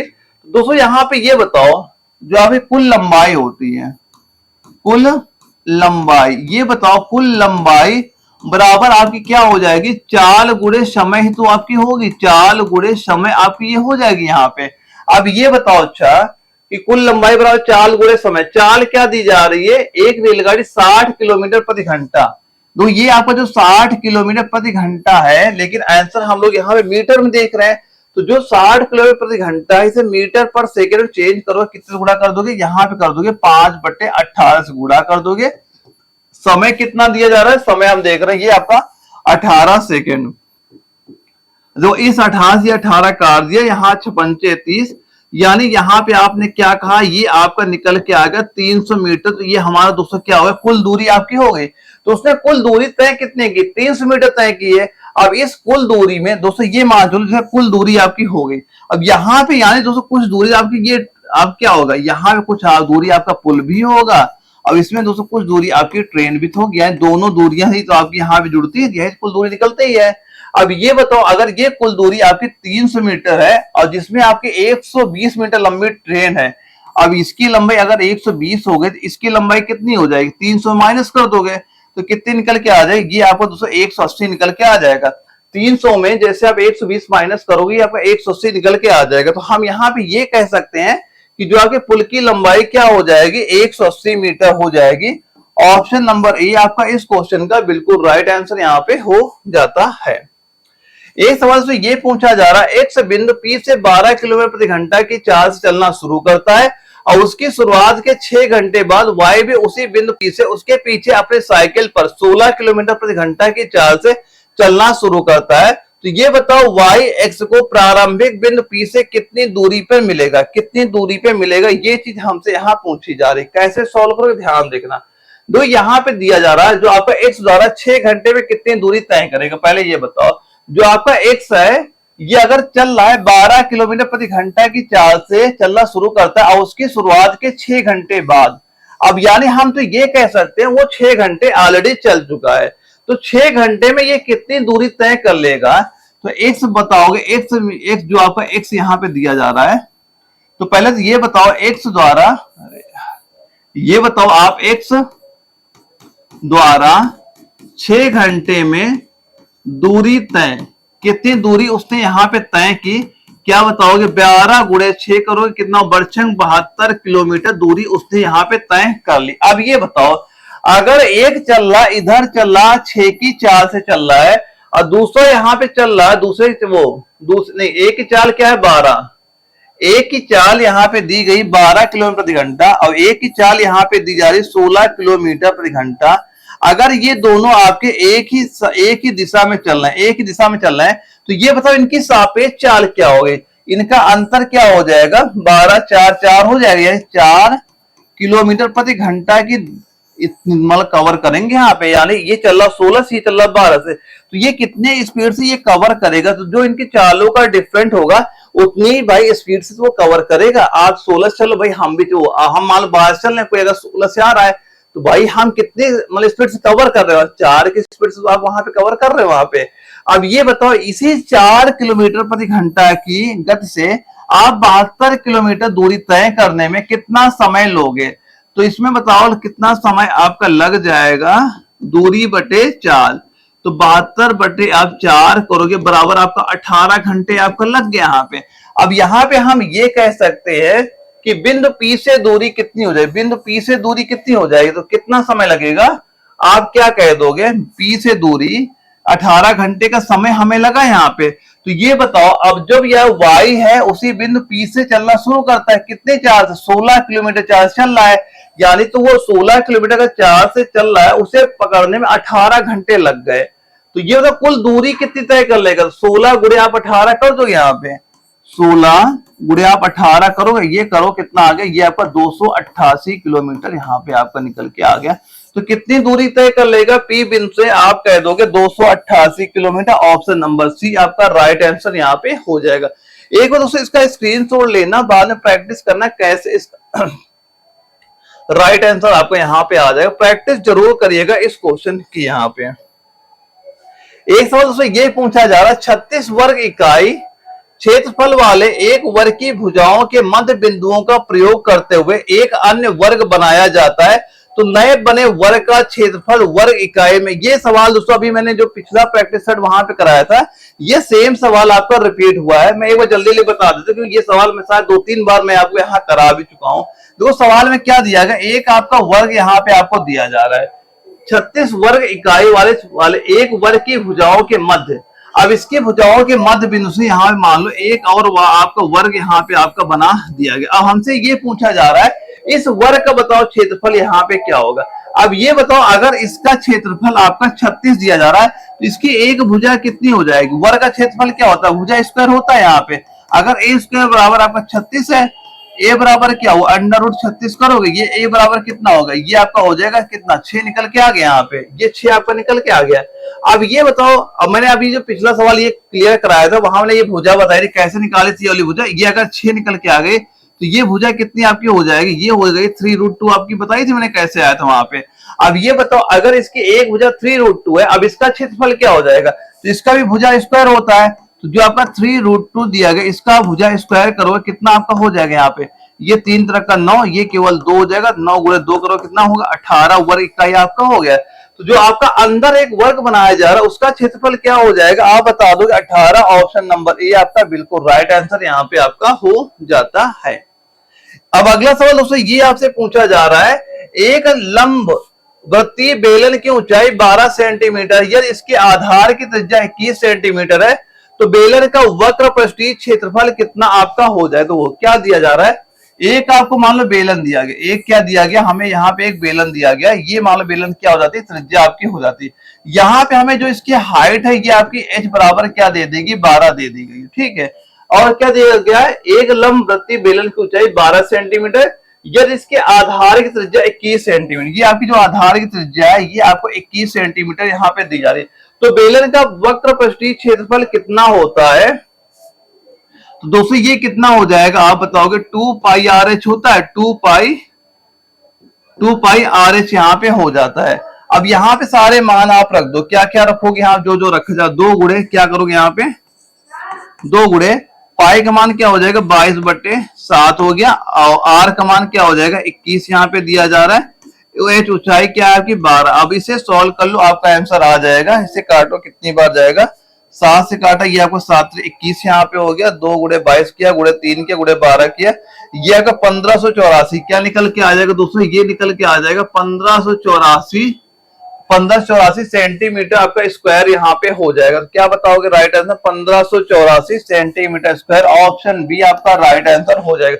बस ये 2 पाई आर है जो फार्मूला आपका दिया जा रहा है, ये फार्मूला आपको पता होना चाहिए, आप आंसर इसका आसानी से वहां पे निकाल सकते हैं। दोस्तों यहाँ पे रीजनिंग के हमारे सवाल आपके स्टार्ट हो जाते हैं, ये मान चल जो फिर रीजनिंग के सवाल होते हैं बिल्कुल वहां पे इजी आते हैं, ये मान चलो कि आपके फ्री के क्वेश्चन वहां पे आंसर होते हैं। अगर आपकी बेसिक बहुत अच्छी है, आप 5 क्वेश्चन ये गलत वहां बिल्कुल नहीं छोड़ोगे, ये आपके मान लो फ्री के सवाल वहां पे दिए थे, तो ये सवाल आप कभी भी वहां पे गलत आपको वहां पे नहीं करने हैं। तो वो क्या क्या चीज यहाँ पे दी जा रही है, एक निश्चित कूट भाषा में आपको यहाँ लिखा है, यदि बताओ प्लेशार्ड को 29-3-23 और आपको डोरमैट को 37-13-40 के रूप में कोडबद्ध किया जाता है, तो उसी भाषा में जो आपको यहाँ कंफ्यूज वर्ड दिया जाए, इसे क्या लिखोगे, आप कैसे लिखोगे, ये चीज आपसे यहाँ पूछी जा रही है। देखो क्या चीज दी जा रही, कैसे सॉल्व करो, पहले इनको नंबरिंग कर लो, फिर आप निकालो कितना आपका यहाँ पे हो जाएगा, नंबरिंग करिए फिर बताइए इसका राइट आंसर यहाँ पे आपका कितना आपका होता है। देखो यहाँ पे एक चीज ये बताओ, देखो PLA, यहाँ पे क्या होगा, एक चीज मैं समझाता हूं पहले, PLA फिर लिखा यहाँ पे CARD। अब ये बताओ इनका हम यूज करके ये 3 चीज कैसे ला सकते हैं।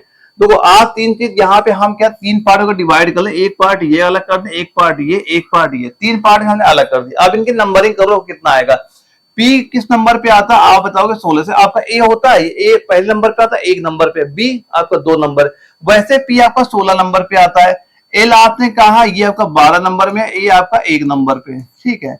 फिर क्या किया हमने इसको अलग कर दिया C को, ये आपने लिखा C आपका 30 नंबर पे आ जाएगा। अब यहाँ पे 1 हो गया, R आपका 18वें नंबर पे आता है, D आपका 4 नंबर पे आपका आता है। अब देखो इनको जोड़ो, 16 + 12 + 1 किया हमने, कितना हो गया आपका 29 हो गया, ये आपका 3 हो गया। अब यहाँ पे आ जाओ, 18 को 19, 19 4 यहाँ करो, 19 में 4 आप जैसे यहाँ पे जोड़ोगे ये कितना हो गया आपका 23। तो हाँ ये वो सारी चीजें हमें मिल गई यहाँ पे, ठीक। अब ये से हम ये भी सवाल ये भी इनका भी निकाल सकते हैं, वैसे आप इसका बता दो जो आपका CONF फिर क्या लिखा USE। अब इसे कैसे सॉल्व करो, अब यहाँ पे एक जो आपका C है ये किस नंबर पे आ जाएगा, आप कहोगे 3 नंबर में, O किस नंबर पे है आप बताओगे 15 नंबर, N किस नंबर पे आप बताओ, आपका N होता है, N किस नंबर पे आता है 14 नंबर में, ठीक है। अब इसके F किस नंबर पे आता है, F 6 नंबर पे आता है, वैसे U किस नंबर पे आएगा आपको 21 नंबर में, और S 19 नंबर पे आएगा, E आपका 5 नंबर पे आ जाता है। अब इनको जोड़ लो कितना हो जाएगा 3+15 +14, इसे आप जोड़ोगे ये आपका हो गया 32 हो गया, यहाँ पे आपका 6 लिखा हुआ है। अब इसको जोड़ ले कितना आपका यहाँ पे हो गया 21 + 19 + 5 जोड़ा, ये आपका हो गया 45 यहाँ पे हो गया। तो इसका राइट आंसर दोस्तों हमने क्या किया 32 6 45 आपका राइट आंसर यहाँ पे हो जाएगा, ऑप्शन नंबर डी आपका राइट आंसर हो जाएगा।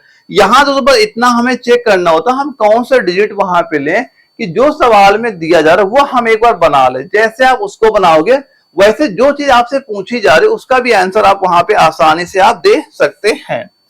अगला सवाल दोस्तों ये पूछा जा रहा है यदि एक निश्चित कोड भाषा में आपका डिजाइन को आपको ये वर्ड लिखा जाता है और इसको डिजायर को आपको ये लिखा जाता है, तो उसी में आप बताओ डिवाइस को आप कैसे लिखो, उसी चीज में आप बताओ डिवाइस को आप कैसे लिखोगे। यहाँ पे ये चीज आपसे पूछी जा रही है। देखो एक चीज हम लेके चलते हैं, जैसे हम मान लो इसका ले लें, देखो आपका क्या लिखा है DESIG, एक हमने ले लिया, इसको आपको जैसे ये लिख दिया गया क्या TF, फिर क्या लिखा E लिखा है, फिर लिखा है PIK, बस एक बताओ कैसे है। देखो यहाँ पे हम ये कैसे, देखो S से आपका T, S से T हुआ, आपने कहा +1 बढ़ा। अब देखो अब यहाँ पे D से आपका A हुआ, D से E, आपने भी यहाँ भी कहा ये +1 आपका यहाँ भी बढ़ा। E से आपका F +1 आपका यहाँ भी बढ़ा। अब इसमें आ जाओ, अब यहाँ देखो आपका I से क्या हुआ K हुआ, यहाँ पे आपने कहा क्या +2 आपका बढ़ा। अब ये बताओ N से आपका P हुआ MNOP, यहाँ भी आपने कहा +2 बढ़ा। अब यहाँ G से I यहाँ भी करो +2, यानी हम ये चीज देख रहे हैं जो स्टार्टिंग में 3 चीजें हैं उसमें आपके +1 हुआ है और लास्ट जो 3 चीजें हैं उसमें आपके +2 यहाँ पे हुआ है। तो वैसे आप जो आपका डिवाइस यहाँ पे लिखा जा रहा है, क्या लिखा जा रहा है यहाँ पे एक वर्ड आपका क्या लिखा है, यहाँ पे लिखना है DEVICE।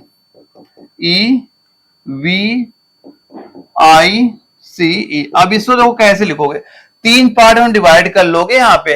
अब ये बताओ V है, V में आप एक ऐड कर दो कितना हो गया आपको, ये W हो गया। D है, D में एक आप ऐड कर दो कितना हो गया, ये आपको पता है E। FE में एक ऐड कर दिया कितना आपका F यहाँ पे हो गया आपका, ठीक है। अब यहाँ पे इसमें E में आप 2 ऐड कर दो कितना हुआ, आपने कहा K हुआ। E में आपने 2 ऐड किया कितना हुआ, आपने G कहा। इसमें 2 ऐड किया आपने कहा E। अब ये आपका राइट आंसर यहाँ पे हो गया। राइट आंसर कितना हो जाएगा WFE, वो WFE किसमें दिया, WFE इसमें दिया जा रहा है, यानी ऑप्शन नंबर डी ही हमारा पहला राइट आंसर आपके यहाँ पे हो जाता है। बस केवल हमें ये चेक करना होता है कि किस कैसे ये चीज दिया जा रहा है, इससे ये कैसे हो गया। उनकी नंबर करो, उनको जोड़ो, माइनस करो, जैसे एक का बना लिया वैसे जिस चीज का आपसे पूछा जाएगा आप उसका आंसर भी आसानी से वहां पे दे सकते हैं। एक सवाल दोस्तों ये पूछा जा रहा है मतलब एक सीरीज यहाँ पे दी जा रही है। अब यहाँ हमें ये बताओ यहाँ पे आपकी कौन सी संख्या आपकी यहाँ पे आ जाएगी। देखो यहाँ पे अगर हम ये करें होगा S से आपका U हुआ, आप देखो 2 बढ़ा, U से आप देखो क्या बता, देखो आपका क्या है S से 2 हुआ, यहाँ पे 2 बढ़ गया। अब देखो U से आपका U से O है, आप देखा ये माइनस के 6 संख्या पीछे आ गई यहाँ पे, यही तो हुआ। अब O से मान लो फिर Q हो गया, फिर यहाँ पे क्या हुआ आपने बताया ये +2 हमारा बढ़ गया। अब जब Q से फिर हम क्या करें माइनस किया, एक क्रम चला प्लस, पहले 2 बढ़ा हमारा, फिर क्या बताया हमने 6 माइनस हुआ, फिर 2 बढ़ा, फिर 6 माइनस हुआ। अब इसमें Q में जैसे 6 संख्या पीछे जाओगे तो कितना दोस्तों वहां पे आया होगा, आप बताओगे, पहले वहां पे K आया होगा, तो यहाँ पे हमारा K ही राइट आंसर होगा। तो K आप ये तो नहीं हो सकता, ये 2 और आपके यहाँ पे हो सकते हैं, ठीक है। आप देखो अब बताओ W से आपका Q हो गया, यहाँ पे हमारा जो W है, W से आपका Q हुआ, यहाँ पे आपने क्या कहा, यहाँ पे आपका -6 हुआ, W से Q हुआ आपका -6 हुआ। अब फिर Q से क्या हुआ, Q से आपका S हुआ, यहाँ पे हमने कहा +2 हुआ।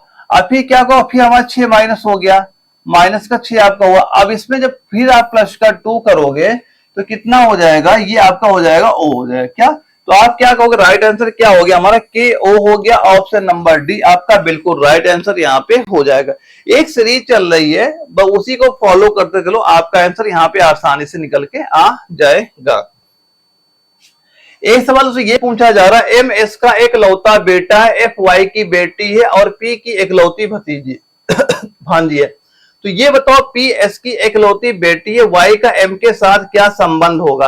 तो यहाँ पे ये सवाल तो थोड़े घुमाने फिराने वाले होते। यहाँ पे आप जब भी इन सवाल का आंसर करना, आप यहाँ पे अपने आप को लेके चलना, अपने एक जगह अपने आप को रखना, फिर जो आपके रिलेशन है वो सारे रिलेशन वहां पे अप्लाई करिएगा। आप इनके आंसर वहां पे आसानी से दे सकते हैं। एक बार बताइएगा, ये सवाल मैं आपको होमवर्क के लिए देता हूं, तो सारे बच्चे कमेंट बॉक्स बताना इसका राइट आंसर यहाँ पे हमारा क्या हो जाएगा।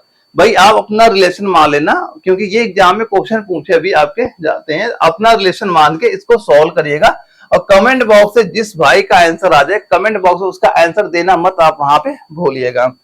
अब एक सवाल, तो ये अपना लास्ट सवाल यहाँ पे आ जाता है, यहाँ से अपना ये पूरा प्रैक्टिस सेट कंप्लीट हो जाएगा। अब जो इसकी मैं आप जो ये आपका जो पीडीएफ है इस सारे पेपर का, मैं जो अपना व्हाट्सएप ग्रुप है मैं वहां पे प्रोवाइड करा दूंगा।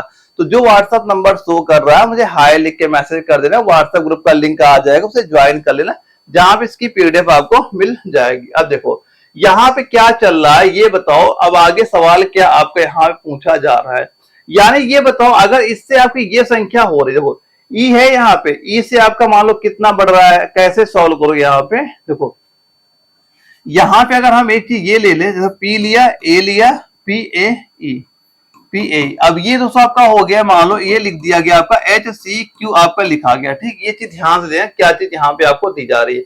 अब ये बताओ, अच्छा देखो यहाँ पे हमने लिखा ई से आपका एच हो गया, कितना बढ़ा, आपने कहा ये आपका +3 हुआ। अब ये बताओ ए से आपका सी हो गया, आपने यहाँ कहा ये +2 हो रहा है। अब पी से आपका क्यू हो गया, यहाँ पे आपने कहा +1 चल रहा है। वैसे दोस्तों आपका इसमें भी चल रहा है, सेम वही पैटर्न इसमें भी चल रहा है, तो सेम वही पैटर्न हम इसमें अप्लाई कर देंगे, इसमें आपका एफ डी एन, यही सेम पैटर्न आप अप्लाई करो।